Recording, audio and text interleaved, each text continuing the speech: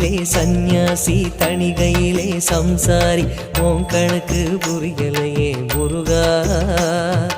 ஆறு படை மீதிலே 100 முகம் காட்டுற ஆறுதலை தேடுற எந்த முகம் காட்டுவ அறியாம தவிக்கிறேனே முருகா இந்த அப்பாவி கேட்பதென்ன தவறா ஆறு படை முருகனுக்கு அரோகரா நாங்க ஆறுதல தேடுகிறோம் அரோகரா